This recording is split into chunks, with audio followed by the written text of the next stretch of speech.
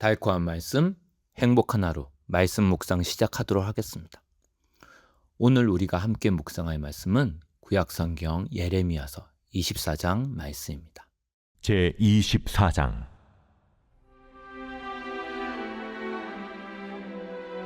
바벨론의 느부갓네살 왕이 유다 왕 여호야김의 아들 여고냐와 유다 고관들과 목공들과 철공들을 예루살렘에서 바벨론으로 옮긴 후에 여호와께서 여호와의 성전 앞에 놓인 무화과 두 광주리를 내게 보이셨는데, 한 광주리에는 처음 익은 듯한 극히 좋은 무화과가 있고, 한 광주리에는 나빠서 먹을 수 없는 극히 나쁜 무화과가 있더라. 여호와께서 내게 이르시되, 예레미야야, 네가 무엇을 보느냐? 내가 대답하되, 무화과이온데 그 좋은 무화과는 극히 좋고 그 나쁜 것은 아주 나빠서 먹을 수 없게 나쁘니이다 하니, 여호와의 말씀이 또 내게 임하니라. 이스라엘 하나님 여호와께서 이와 같이 말씀하시니라.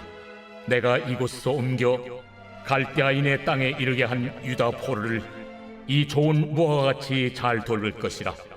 내가 그들을 돌아보아 좋게 하여 다시 이 땅으로 인도하여 세우고 헐지 아니하며 심고 뽑지 아니하겠고, 내가 여호와인 줄 아는 마음을 그들에게 주어서 그들이 전심으로 내게 돌아오게 하리니, 그들은 내 백성이 되겠고 나는 그들의 하나님이 되리라.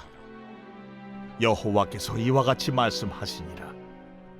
내가 유다의 왕 시드기야와 그 고관들과 예루살렘의 남은 자로서 이 땅에 남아있는 자와 애굽 땅에 사는 자들을 나빠서 먹을 수 없는 이 나쁜 무화과같이 버리되, 세상 모든 나라 가운데 흩어서 그들에게 환난을 당하게 할 것이며, 또 그들에게 내가 쫓아보낼 모든 곳에서 부끄러움을 당하게 하며 말거리가 되게 하며 조롱과 저주를 받게 할 것이며, 내가 칼과 기근과 전염병을 그들 가운데 보내 그들이 내가 그들과 그들의 조상들에게 준 땅에서 멸절하기까지 이르게 하리라 하시니라.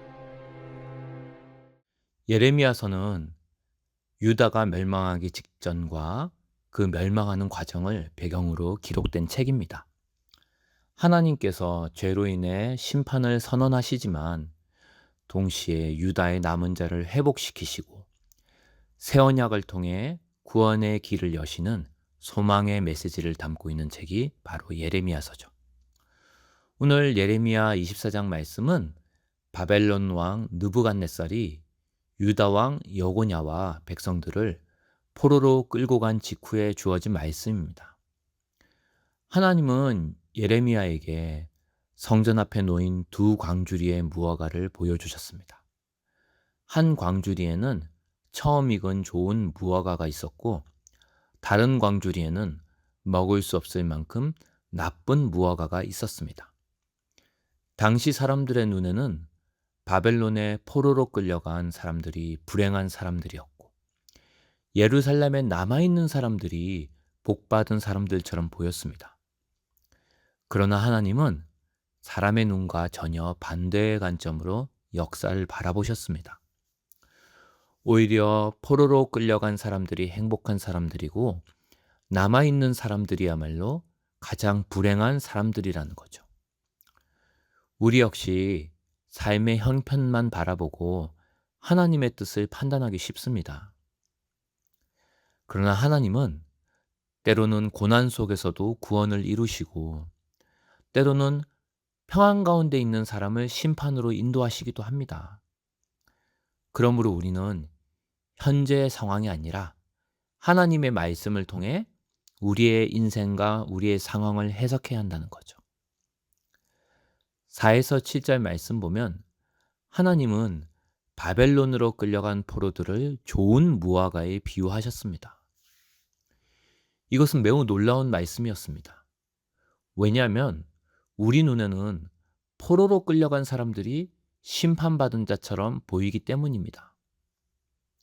그러나 하나님은 그들을 향해 내가 그들을 좋게 보아 다시 이 땅으로 인도하겠다고 약속하셨습니다.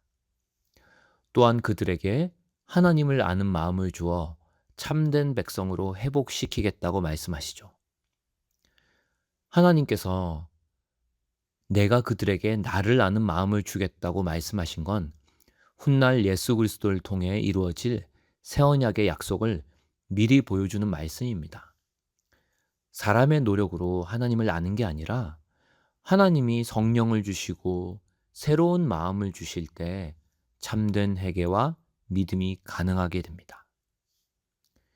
그리고 7절에서 하나님은 나는 그들의 하나님이 되고 그들은 내 백성이 되리라고 말씀하십니다. 하나님은 단순히 포로들을 고향으로 돌려보내는 것에 만족하지 않으셨습니다. 하나님이 원하신 건 관계 회복이었죠. 예수 그리스도께서는 바로 이 관계의 회복을 완성하셨습니다. 십자가를 통해 죄의 장벽을 허무시고 하나님과 우리 사이를 화목하게 하셨죠.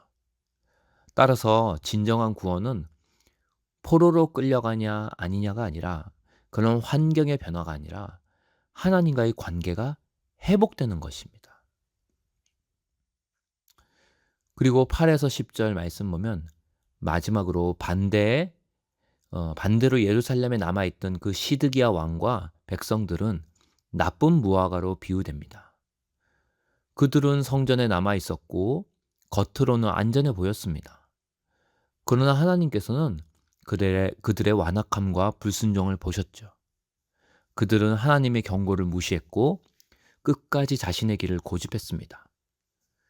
결국 하나님은 칼과 기근과 전염병으로 시드기야 왕과 남아있는 백성들을 심판하실 거라고 말씀하시죠. 오늘 읽은 예레미야 24장은 사람의 눈과 하나님의 눈이 얼마나 다른지를 보여줍니다. 사람들은 포로가 된 자들을 실패한 자로 보았지만 하나님은 오히려 그들을 구원의 대상, 회복의 대상으로 보셨습니다. 반대로 사람들은 예루살렘에 남아있는 사람들을 안전하다고 생각했지만 하나님은 그들을 심판의 대상으로 보셨습니다. 그러므로 현재의 상황을 바라보며 낙심하지 마십시오. 하나님은 지금도 우리의 삶 가운데서 구원의 역사를 이루고 계십니다. 하나님은 상황이 아니라 우리의 마음을 보시며 고난 속에서도 자기 백성을 구원의 길로 인도하십니다. 오늘도 하나님의 손길을 신뢰하며 어떤 상황 속에서도 하나님께 더욱 가까이 나아가는 삶을 살아가기를 주님의 이름으로 축원합니다. 오늘의 적용 질문. 나는 지금 겪고 있는 어려움 속에서 하나님의 선하심과 그분의 계획을 신뢰하며 하나님께 더 가까이 나아가고 있는가? 아니면 원망과 불평 가운데 머물러 있는가? 오늘의 말씀 기도. 하나님 아버지, 눈에 보이는 형편으로만 판단하지 않게 하시고 모든 상황 속에서 일하시는 하나님의 선하신 뜻을 신뢰하게 하옵소서. 고난 가운데서도 새 마음을 주셔서 끝까지 주님께 순종하는 삶을 살게 하옵소서.